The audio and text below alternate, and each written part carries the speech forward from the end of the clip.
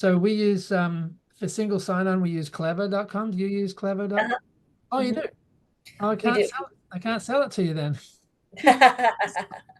Already. Yeah, I am started rolling out with that this year.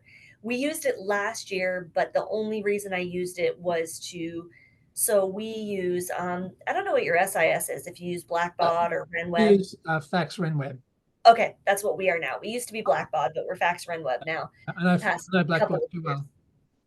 Yeah, so I used Clever just to merge between, well, Google Classroom, like Google. I do some things, but mostly just to get into our map testing, like our rostering for map testing. I can sync Yeah, facts with Clever, and then NWA Map pulls from Clever. So, yeah, yeah. We but do. now I'm starting to use it with IXL and a few other things. So, Oh wow, it's like you just told my story. It yeah. was like completely parallel on the same train tracks because um we wanted map. Hmm. They said they want NW map, and that would have been 2 years ago now. And Hmm. the first thing map said was, well, what what do you use to whatever they call the type of thing it is? Roster What do you, or yeah, whatever. what do you do for us? And I'm going, huh? I didn't know what they were talking about. They said, Yep. well, you can export a CVS to us every week and we'll import it and it'll take you Oh. hours and hours every week. Or you can just click this website called clever.com and click the button that says make us do it and it'll be done for you. It's like, what? Oh, and by the way, it's free. Oh yeah, by the way, it's free. Yeah, yeah, Oh, yeah. So I quickly learned what clever.com was and we set it up for map and then I go, oh, it also does, oh, I got the page up here. It does IXL, like you said. Um, it does our textbooks, the HMH Core, Khan Academy. We use it for Kids Discover. We use it for Brain Pop. Rick Geyer. Hello, Rick. How are you? Hey, Rick, you're muted. Hi there. Hello, yeah, sorry for being late. I had an admin meeting that backed up to this one, so I apologize. No worries. Welcome. Welcome. It's you've now increased our core our quorum by 50%. Oh, Yeah. nice. So we were hey, just Rick. we're so Hey, hey, Leslie. we're selling each other on clever.com, but it's not working very well because Even though we both have it. yeah, we both, Basically, Well, we're just talking about how happy we are with it. yeah. yeah, it's funny. We're in the process right now of trying to pick a platform to use to intersect with all of our curriculums because when we first started doing it, I was just connecting everything to do SSO with Google because we're a Google school, and I had Mhm. four platforms that I had to connect. I had Sadlier, I had HMH, I had McGraw-Hill, and I had Savvis, which at the time was Pearson. And now my list is like over 30. And so, updating all those individually has become quite a task in doing that now for three campuses. So we're looking at either Clever or something other that like paid, like a ClassLink, or there's some other ones. I don't know if it's ClassLink. There's some other like curriculum, connectors that you can, put on your integrate with Blackbot and stuff like that. But we haven't picked anything yet. So, We're why gonna why don't you like Clever since you brought Oh, it no, up? no, we do like it. We were both talking about how we do like it and we use it a Oh, you lot. do. it's Yeah. the exact opposite. We couldn't sell it to each other because we were both trying to sell the same thing to each other. We love it. We're gonna I make mean, good. we use it on a very simple scale compared to what you're talking about, or at least we do. Right now I'm only using it to link, three or four things. But for us, because we went to Fax RenWeb, it helps with hmm my rostering for map testing. It syncs that, and then IXL is probably the only other major one we use it for, and then a few little things that are dependent on the school, AR and that kind of stuff. But um, it's Yeah, first of all, it's free, so you got to love Yeah. free. Can't beat that. And I just really like it simple. And what's nice is even if they don't work with the company or the program or whatever, regardless, they have password that they can hmm do for any site. So even if they don't have an app or a link with a specific site, you can still use it to remember all passwords for students. So that's nice, if nothing That's else. nice. yeah. Yeah. I could show you what it looked like if you like. Uh, Sure. Yeah, it's interesting. I actually set up our account with Clever probably 8 or 9 years ago. We used it for springboard, like for so I think springboard geometry years and years ago, but that's all we used it for, and we haven't used it much since. So I haven't really delved into it. I actually just dusted off my my login probably about 2 weeks ago because I'm checking it out, and I set up a login for one of my people so that she could check it out as well and see if we could, start using that. So Yeah, it's pretty cool. can you see my screen and the Yes. three faces? Yes. Oh, well, that's cute. I'm not seeing the same as you. So this is what the clever.com looks like. And you choose your applications. I've got Beanstack is a library thing. Book Taco is reading books, questions, brain pops, videos. Britannica, that's just a what do you call it? Information website. Code.org. Code.org. So where it says SSO on the column on the Right. type, the rostering is what you want. If it says SSO, it means that company isn't paying to partner with Clever. So Clever actually charges the partner companies, not the schools. Right. So that's why some of the companies don't use it. But single sign-on is nice, but it's sort of it's not terribly useful. But when it says rostering, that system has all of your students' names, their schedules, the teachers' names, and the teachers' schedules. So it has all the information automatically synced every night into their system, just straight from fax or whatever you're using. Nice. So you don't have to do any exports and imports. It's just synced automatically every night. And when the student logs in, the login automatically knows who they are, and the teacher can assign them work based on who they are and the classes they're in. But Code.org doesn't. Oh, it says it's got rostering. I don't know. I don't understand that. Data Manager is a little bit like MAP, NWA MAP, but it is for standardized testing. Our admissions people are using that now. Follett's our library system. HMH is our library catalog, so people can click and log in and see what books they want to borrow. IXL for math. Khan Academy is really cool. Kids Discover. What else we got? Students. So I'm going to pretend I'm my son. This is my son's page. So to log on, you just go to your URL. In this case, it is clever.com, and you can personalize it. So I made it in Boca, or you can just type in the student name to find it. Log in with Google, but since I'm already logged into my profile through Google, if you were a Chromebook, you'd be already logged in. But since he's already logged in as him, then it doesn't ask for the password again because it already knows who you are. So that's how it's single sign-on. Then if you want to do, say you want to do tutor.com, it's a really good service for any tutoring help you want. It automatically knows who you are. It says, hi, Niall. Somewhere, here it is, hi, Niall. If you want to go to, he doesn't have IXL because we only paid for IXL for our elementary and middle school, and he's in high school. But he wants to see what books he's got. He can click on his library. He can search books and borrow books. It should say hi, Niall. If it doesn't say hi and the person it is, then it hasn't done the rostering. It doesn't really know who you are. It's just done a single sign. Right. I mean, it's done a password remembering. Typing.com is really cool. That's actually typing.com's free. And One thing that I use it for. Oh, sorry, go ahead. Oh, it knew who he was. He said which teacher you want to log in as. So it knows who he is. It says hi, Niall, and the teacher can assign the typing activities, but it is free. Typing.com's free. Britannica. Oh goodness, there's all sorts of stuff. ReadWorks is nice. Deep Roots. Yeah, we use Deep Roots as well. Yeah, I don't know if that was rostered. No, so that didn't do rostering. That just remembering the password.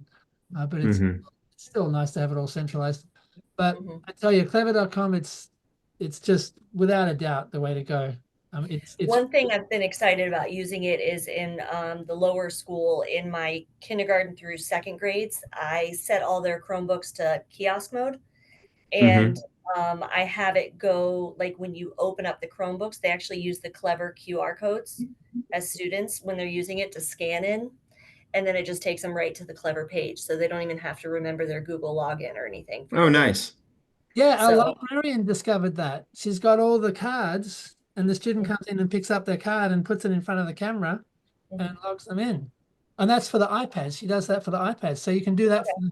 I didn't think of Chromebooks that in too. Chromebook. Yeah. Oh, that solves the problem about the passwords.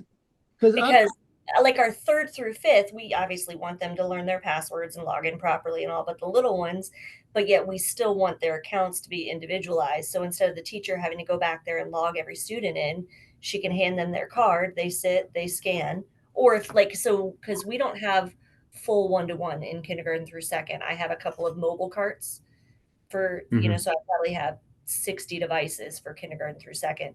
But then there's also a few devices stationary in each classroom, permanent Chromebooks. And so they can just use those cards on any device and log in, just set it to kiosk mode. So it's really been good. I really like that. Cool. So Yeah. kiosk mode just logs them in just straight to the Google I mean, operating you have to system. adjust the settings so that it opens up to it's a little bit of a process to set it up, but then it's every time.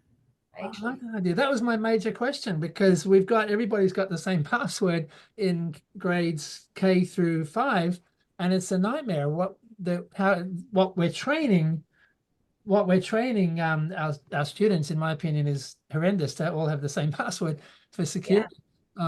It pains me every time I see it.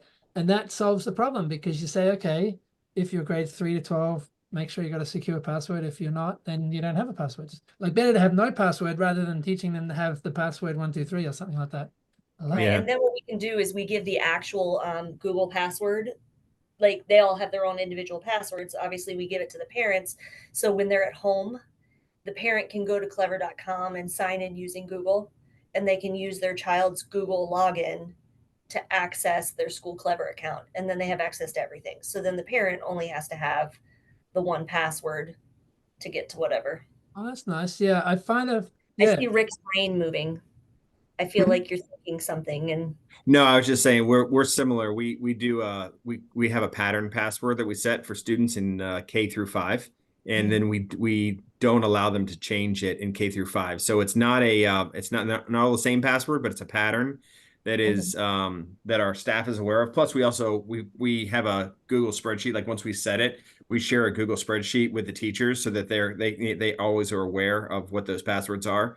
Because with as big as our school is, like with our pattern, sometimes we have to deviate from the pattern just because it anyway.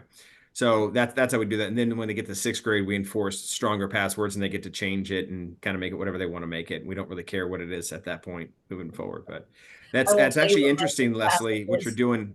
What's that? I said I won't tell you what my kid's password is. It's pretty easy. Yeah. We it's funny. Yeah. Oh, that's it. Pretty easy. I get it. Very funny. No, no, no. I Yeah. mean, Oh, trust me, it's very easy. But she's at Rick's school, so it's his Yeah, problem. we haven't really we haven't enforced really strong passwords with students yet. I've been like we encourage them to, Mhm. but we haven't we certainly don't use two-factor with them as well. Do you guys using two-factor with your students at all? No, I mean, our IT outsourcing people have been pushing it, but the thing is, we can't in the sense that so we have a no cell phone policy. So from Right, 7:30 a.m. to 3:30 p.m., they have to be powered off and away. right. So how do you do multi-factor? You know, Yeah, that's part of our problem. Like we have the same thing. We have a no cell phone policy in middle school, but started in high school, they are allowed to have it in between classes. But like if you have a two-factor, then you basically would break that policy because if they yeah. need it during class to do two-factor, then that would be a problem. Yeah, Or if there I are don't. students who don't have it, what are Yeah, you we gonna? have it enforced for all staff. The two-factor is for all staff, but we not for students yet. I just wasn't sure what other schools were doing related to that because yeah, you have the issue of what do you do when you don't have an alternate way to authenticate. Right. Yeah, that's where we are. But I also feel like the students' accounts are so locked down in a sense that there's less vulnerability from the whole school standpoint. Like they don't have access to what, say, faculty does and things like that. So True. in my mind, it makes me feel a little better about not having the multi-factor for the student. yeah. Yeah, I mean, the biggest vulnerability would be a student in 8th through 12th grade who has email access and, Mhm. them being able to access the directory and send email out. That's probably the biggest vulnerability along with their personal information, but they don't have access to other students or their classmates or rosters. Like we don't share any of that with our students. So Right. yeah, I feel like the risk is somewhat mitigated. That's why it hasn't really been a big issue for me to try to solve up to this point. Yeah. Interesting. So we had another question. I'm going to share my screen again. This is the other question we had was, what does each school use for communication from the office to teacher and vice versa? Intercom, phones, walkie-talkies, apps, etc. So who wants to take that on? I can tell you what we did. We just installed a new intercom system. Oh, but as well, Leslie advised us to use Wasega, and she was right. It's fantastic. Cost a lot. It was $120,000 to put it in, but now there's about, I don't know, 100 or so speakers with clocks all around the school, and it's changed everything, the way the office can talk to the um, classrooms. It's fantastic. It's Uh, has bells, music, ticker tape signs on the speakers. The biggest issue is really funny issue. I set it up so that if there's a live page, that it goes beep and then you can hear it everywhere. But if you're just paging if you're intercoming to a particular so a page is where you just give out a message. So there's a beep and then you speak to everybody. And intercom, when you intercom with just one, or maybe it's the other way around. When you want to talk to a particular classroom, it doesn't beep. It just starts listening and talking. And so you just say, hey, can you send John Doe to the office, please? And they say, okay. But it doesn't beep to alert them. And one of the head people said, you can't do that. That might be people listening in on the classroom. So which is really funny that's the most problem that we've had with. It's a really good system. It's so good. That's all we can complain about it. It's so good. huh, So when the admin person calls that room, they spend a few seconds to listen to make sure they're not in prayer or a student giving a presentation that they're going to interrupt. So they wait a couple of seconds to see if it seems okay to speak, and then they speak. That's really nice. But it's extremely good. The bells can be changed on a web interface at the drop of a hat. One day it was 7:42 and the bells were going to go off at 7:45, and they said it's exams, we can't have any bells. I go, okay, I'll turn them off. And yeah. and or change them, and then we have a meeting once a month where the church wants no noise in a particular area of the school, so we just make that a zone and the bells don't go in that area. So intercom's really good. And what other question was it? Do you have any exterior intercoms? Yeah, there's about 9 big loud Mhm. horns outside. Yeah. Yeah. And so it was really funny. On Friday, I set it to play our fight song, the athletic song, and just for a joke, so now I better not tell you the code. It's a secret extension. You just dial the 3 numbers and hit send, and then it plays it around the whole school. And I did that for fun, and everyone's came out going, "What's going on? What's going on?" Oh, there was one small problem I got to warn you about. The phones are set to dial. They have pre-dials configurations on these IP phones. They were set to dial after 2 digits if the digit started with 0 or 1. And we had something that said the people that set it up with a recording that said there's a pep rally. Everybody please go to the athletic field because there's a pep rally running right now. And it was code 10, but I wanted to set my classroom 100 to use 100. So I did that and I dialed 10. And Yeah. as I hit 10, it announced there was a pep rally and all the students started. That was not very good. Everybody started going to the athletic center. But so you just turn off automatic dialing on the phones. That's just a minor thing. So intercom phones, we put in new phones as well, actually.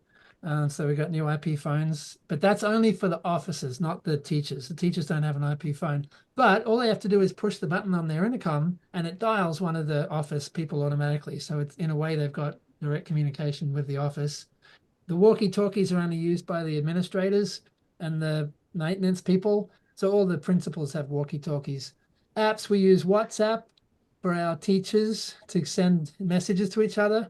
So all day, every day during class, the phone's just going beep, beep, beep, beep with WhatsApp Oh, messages. That would And drive me insane I as don't a teen. understand that. I I don't would know. mute that and shut it down. Right, and Yeah. then they say, you know, there's a fire alarm or something like that, and they send that out by text, or they say, you know, we can't find Johnny. Um, I don't understand how we can use that as a platform because we don't want teachers on their phone while they're teaching. So Exactly. we haven't solved that problem. Yeah, we have a combination of different stuff. We have a in the on the Fort Lauderdale campus we use Valcom for our intercom system. So it's intercom and bells. It's all together. It's similar to the one you talked about.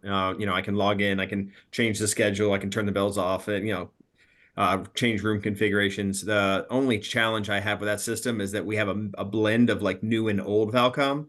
We have old Valcom that's like still like complete circuit type of not IP based, and then we have it interfaced with their newer system, which is IP based, and there's like a little middleware thing that kind of connects the two.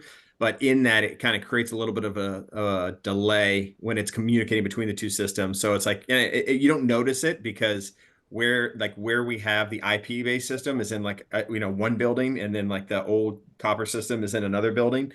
So you can't hear both simultaneously, but I know that the bell's ringing about 5 seconds behind where it should be ringing. But that's So does more of that a bother you, personal like thing. deep in your soul?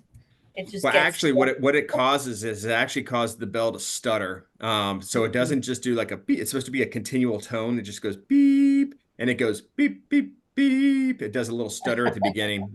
Everyone just accepts it. Nobody really cares, but it bothers me intently. But yeah, we have that. We What we've done on our Hollywood campus is we do need, I'm looking to potentially install like a traditional, intercom slash bell system, because what they have on that campus is all old. It's all old hardwired type stuff, and a lot of the stuff is bad or doesn't work anymore. Lines got cut in like one iteration of construction that happened, I don't know, 20 years ago or whatever. So we have to fix that. So in the interim, we did install IP phones, that are part of our total intercom system. We actually tied our Hollywood campus back to us, so they actually are point to point fiber to our campus here, and then they go out through us, which allows us to leverage like firewalling and our phone server and all that other stuff. So instead of having to buy like a whole phone system for Hollywood, we just put extensions on our existing systems, and everything kind of connects back through us. It helps us for support and things like that. We're going to be doing the same thing in North Miami for probably start the construction on that circuit probably in the next month or so that can be ready for next school year, because we have a new North Miami campus that we started this last school year. And then we do use walkie-talkies for some things. As far as like chat communications, administration uses Google. I guess it's like the Google voice. What is it called? Google Chat. So we have different chat groups that are set up for different groups. Some teachers use it, but it's primarily, I'd say, for like admin support people that are going to be chatting back and forth where you don't want to have to get up or you don't want to call somebody. And then as far as like you mentioned, like trying to find a student and stuff like that, we kind of do all that under our crisis management app, which we use Crisis Go. I don't know if you've heard of that one. We went with them mainly because they integrate with Blackbaud, and Blackbaud's who we use for our SIS. That was added, I guess, the summer of 2018, which that was after Marjory Stoneman Douglas, and everyone was looking for like, what's your response to security? And so we spent a whole bunch of money and got all kinds of stuff. But basically, that can be used for reporting of something suspicious, reporting of active shooter. But then there's ways to kind of like, a teacher needs assistance, and a lot of those like students missing or that type of stuff comes through teacher needs assistance to our security team, and then we can communicate either directly to them or push out an alert. But we use that sparingly. We try to keep that for like emergency type stuff. We don't not like, hey, there's we're serving lunch in this area tomorrow. We don't do announcements like that kind of thing. It's going to be more of important safety and security concern type stuff. So now you mentioning that, do you have anything for your dismissal car line to help with that? We're using School Pass for that. School Pass. Are you familiar with School Pass? I was researching it, not a little bit. I was researching School Pass actually was just recently bought by Raptor Technologies. So if you're familiar with Yeah. Raptor for visitor management, Yeah, you, We looked at them initially. They were too expensive initially when we were looking for visitor management. So we went with another company. I think we went with Visit You initially. We were with them for a couple years. I think they're more like UK or Europe based, their company. And then we ended up switching over to School Pass because they had visitor management. And then, now I guess last summer, um, Raptor Technologies purchased School Pass. So now they're kind of melding those two companies together, which, right now I'm in the middle of those growing pains of that, which hopefully they'll be on the other side of that probably in the next like 3 or 4 months because they're kind of getting all the code ported over to the Raptor platform for all of the solutions for School Pass. And hopefully that will allow them to kind of start doing new development again. Because right now it's like a code freeze because they're just trying to get everything moved over to the new platform. So that's a little irritating when you feel like you really need to fix this, but they're like, we can't add. They're like, technically that's not a fix, that's a feature request. But I'm like, yeah, but it's like a really, really, really necessary feature. I think I got Um, a school pass. So how does that work from an elementary car line standpoint? Like I'm familiar with School Pass from your upper school, but how is that used in car line? So there's a couple different ways you can do it, and I think it just depends on what works for you and like the layout of your campus. So you can do the one option. Well, you either have one option where you have someone that's like checking cars in your car line, like with a tablet, which that I would only recommend that if you have lower numbers in your school. The other way you can do it is there's the way we're doing it, and then there's one past what we're doing, which you have a hand scanner, and we issue RFID tags that they attach to the cars, and so we have them put on the side of the front right headlight, I guess, right if you're facing out. If you're facing the car, it's the front left. But and so then what we do is we scan them, and each of those RFID tags is attached to a carpool, and it'll pull up the students for that, so that it gets scanned in the car line. In the classrooms, the teachers have their screens pulled up for their classroom, and then when a car is scanned, whatever students are attached to that carpool automatically show up on their homeroom screens, and that alerts the teacher that student needs to head downstairs for dismissal. So once that student leaves the room, the teacher marks that they've left the room. On the Carline app down below, it then marks and shows that those students, it marks them in green, which shows that they are on their way. So it's like you kind of know. And then, they basically come down and then they get loaded into the cars. So we've had to designate areas for that. It's actually, we had our growing pains with it, like, learning how to dismiss from the classroom, but it's gone really well once we kind of got over some humps. Like one of the big ones, and it seems small, but we had to kind of assign an administrator to watching the car line screen, because what happens is when the car gets scanned, it pulls up the car pool and then it puts the student names underneath it. But if the student names don't switch to green, that means that the teacher hasn't marked them as, on their way. And Right. that can really They mess could be things up. gone, but the teacher just Right. didn't follow through. So yeah, but actually more times than not, what was happening is that the teacher missed it, or there was, maybe they, something happened where it wasn't in. And so what happens is that car, once that gets up front, they're sitting there and they're messing up your whole car line. So what we do is we have an administrator that's, outside, they're kind of observing all kinds of other stuff, but they're also watching that list. And if they see a name that's been there for more than a minute and those kids aren't moving yet, they use the radio to radio up to that room just to kind of see what's happening. And that alone fixed so much, because that was causing, such a blockade with some of those cars that were kind of stuck. So now that we're helping to facilitate, and make sure that those kids are getting sent down in a timely manner, that's really kind of made it move quickly. So it's been pretty good for the most part. Do you recommend it? The school pass? Yeah, I would recommend it for Carline. I think it works well. What I would love to be able to get to is I would love to be able to get to where you install the cameras. They have cameras that they can use that read license plates. So if you have a campus that's set up in a way where it's like, one way in, one way out kind of a thing, that would be what I would recommend. See, but for us, it's like we dismiss from two sides, plus there's multiple lanes in, and then you need a camera for each lane. It's just it would be very challenging to do with a stationary camera. So for us to be able to scan and be a little bit more flexible, that's the direction we decided to go. I'm still holding out hope that I might be able to get them to adjust it so that I can install the cameras, because then that solves our lightning dismissal stuff.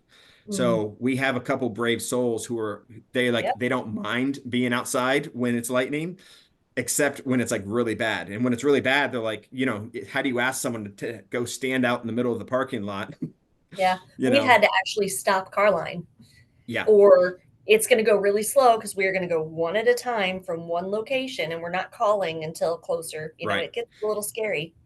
We had that happen at the beginning of the school year. We had one day where the lightning was so bad and so on top of us that even these brave souls were like, "Yeah, I'm out."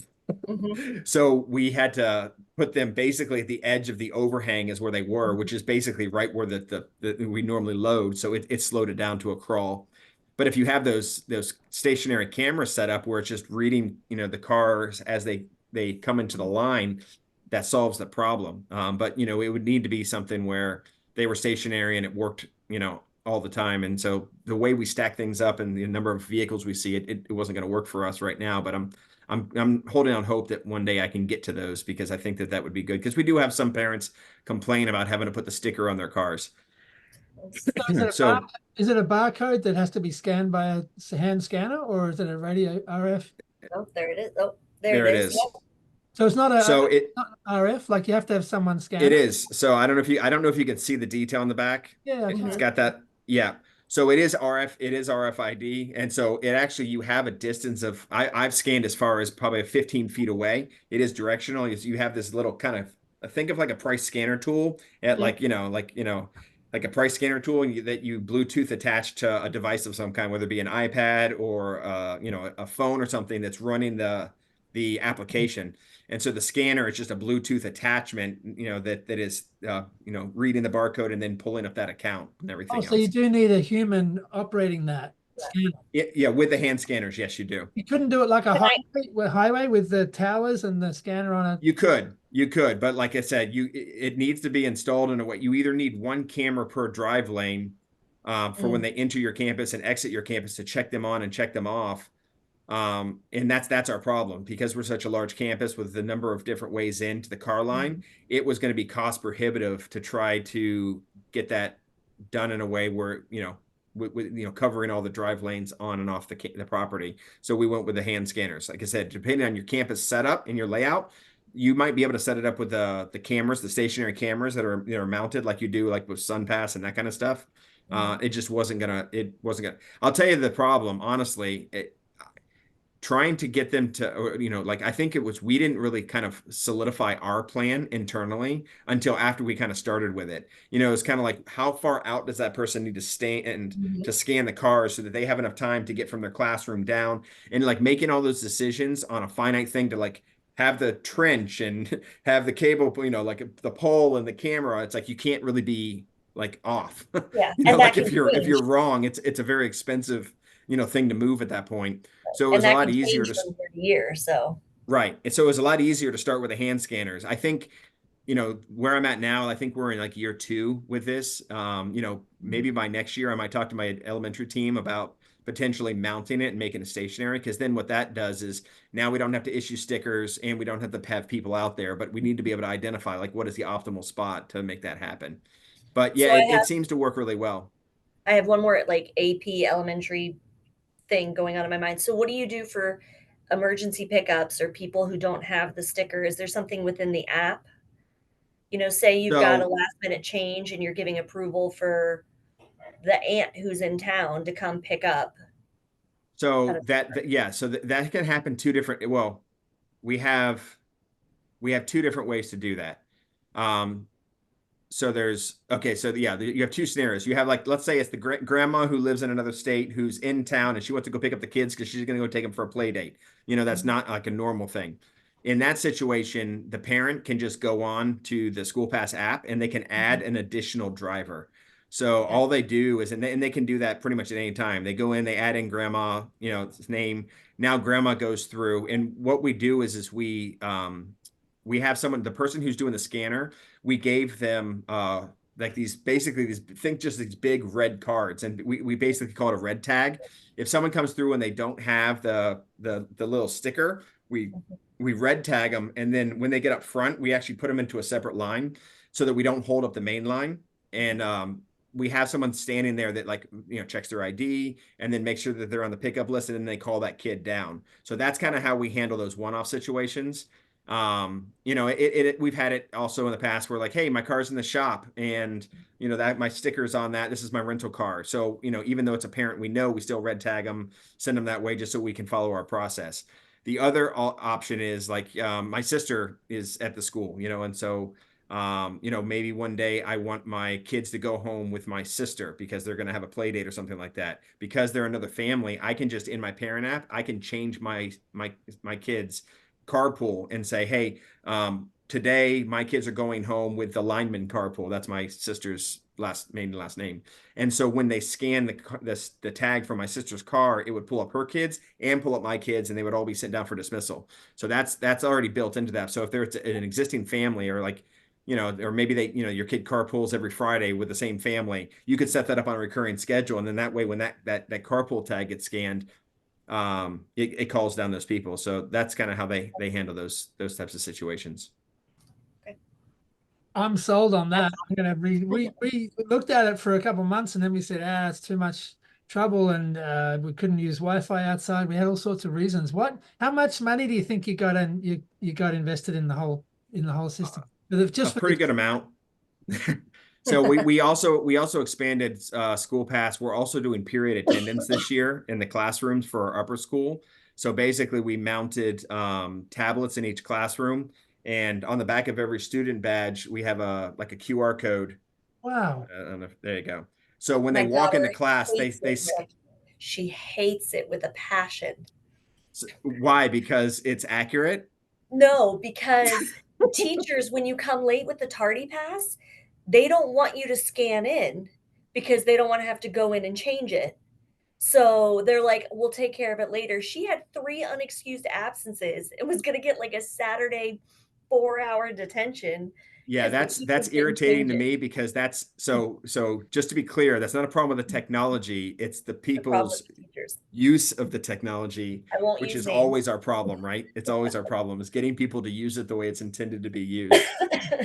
Um, so yeah, that is It is pretty like cool though, just Leslie, being that like makes my blood boil. I can't even tell you sorry. like Sorry, I won't tell you who it was. no, it's okay. Um, I already know like my usual suspects. Um, but it is because cool the because it just takes that responsibility off the teacher. They just scan when they walk in the door, you know? it's so irritating because it's so easy for the teacher now, but the thing is the teacher still has a job to do. They still need to verify that everybody checked in, and that if someone didn't check in, they need to mark them as absent. That's it. Like everyone else's is accounted for. So it's color coded for the teachers. So it should be so simple because if they haven't, it's set to a no attendance status by default, so it's purple. And so when they check in, it goes green, says present. If they're tardy, it says unexcused tardy, and it's orange. If they're absent, it's red. So it's like unless you're colorblind, it should be really really simple. And I tell them just no purples.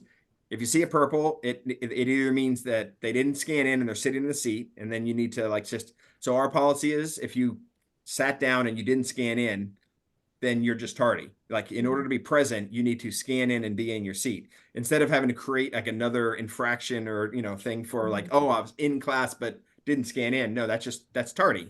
So we just handle it that way. So they should mark those as tardy, or if they're not there, then you just mark them as absent. And but getting the teachers to go in and do that every period, it's we're getting there. You have many Well, students bring in a handful of cards and just do them all for their friends? Like bring No, well, we strategically installed the tablets at a place that would make it not easy for them to do that. So we put them about 2 to 3 feet inside of each room. So they have to, the teachers are supposed to be positioned at their door. So they're basically like standing in front of their teacher scanning multiple it'll look cards. suspicious, yeah. so Yeah, you so put it in, would look suspicious.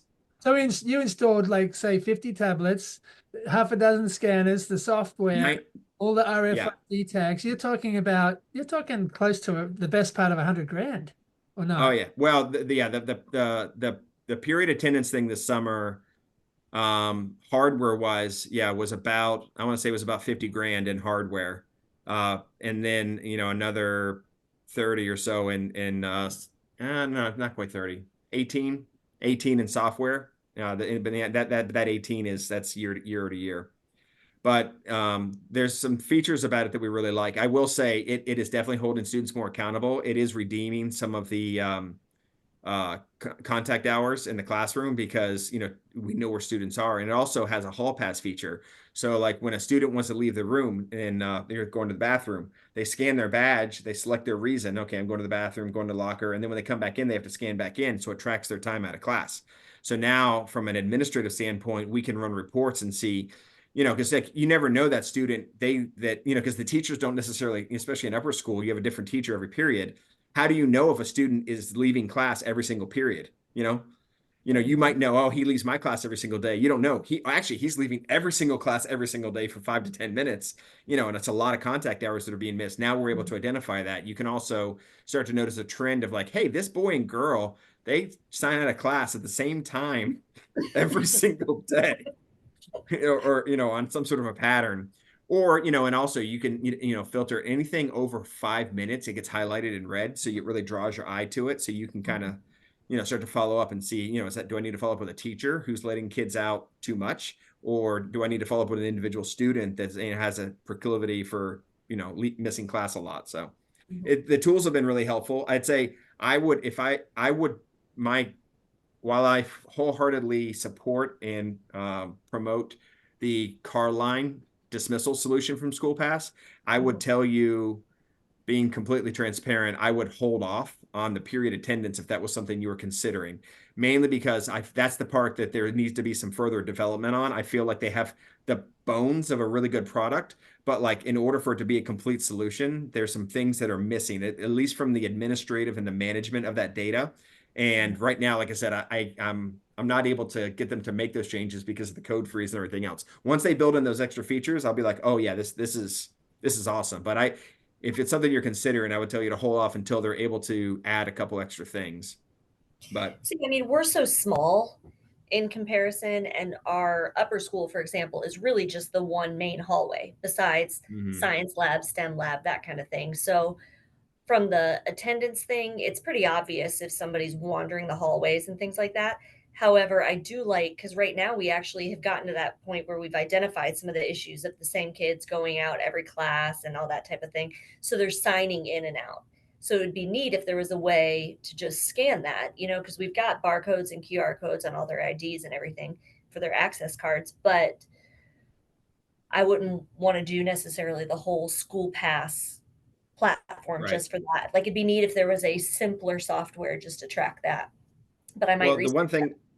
the one thing that was very eye-opening to me is like with this solution, you start to realize how poorly teachers in general take attendance. And maybe your teachers are different than my teachers, but I think all teachers are the same.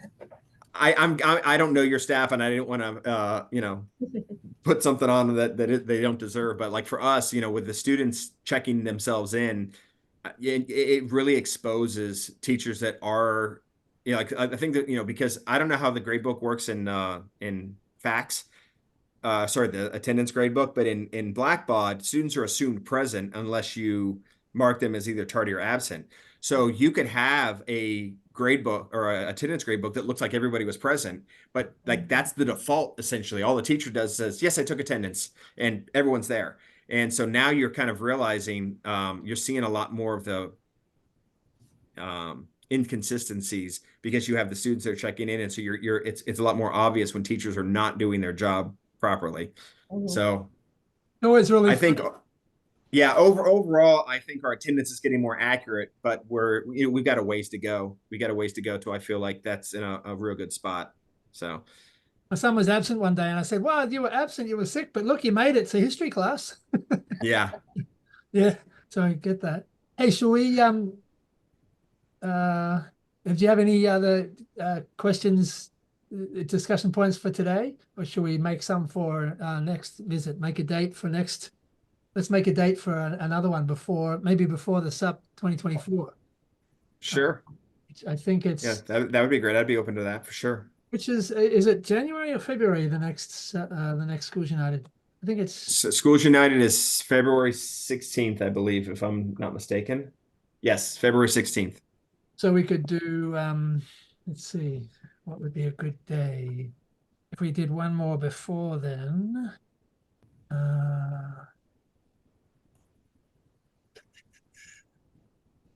Today's a Tuesday. Maybe we could make a habit of a maybe Tuesday 30th.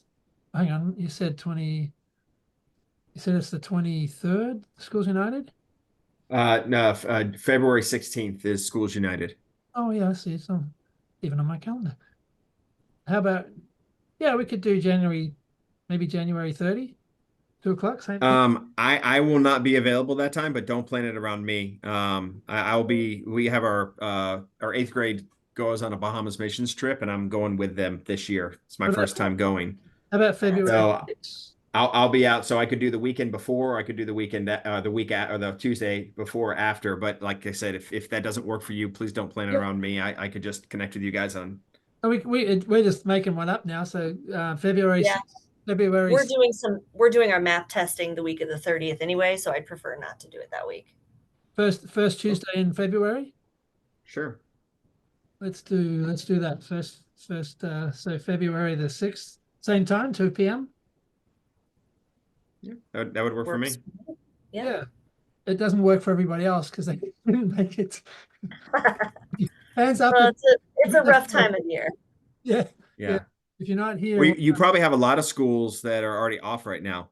You know, I know that we're going till Thursday. Thursday's a half day, and it's amazing that people have been complaining about that. But I'm like, look, but you get all that time on the back end after Christmas, which that's my preference. I prefer, like, because the holidays to me can kind of get a little stressful. So having like a week off after the holidays to kind of get ready for the second semester, that's ideal.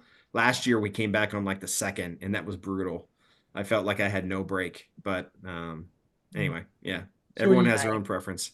should we put out a questionnaire for topics, or should we think up some topics now? I would say put it out there. There might be some things that people who couldn't come want to throw out. Okay, I'll do that. Great. And that'll give me some time to think about good topics. Yeah, that's right. And then we'll be together. That'll be nice because we'll be together 2 weeks after that at the Schools United. Yep. So that'll be good timing. Great. Well, it's been very pleasant chatting. Thanks for getting together. No, thank you for doing this. I appreciate it. Yeah, thanks for coordinating this. Glad you included me. Look forward to speaking to you guys in about a month, and have a good holidays and a good break. Yeah, Merry Christmas. Yeah, Merry All right, Christmas. bye guys. Merry Christmas. Bye.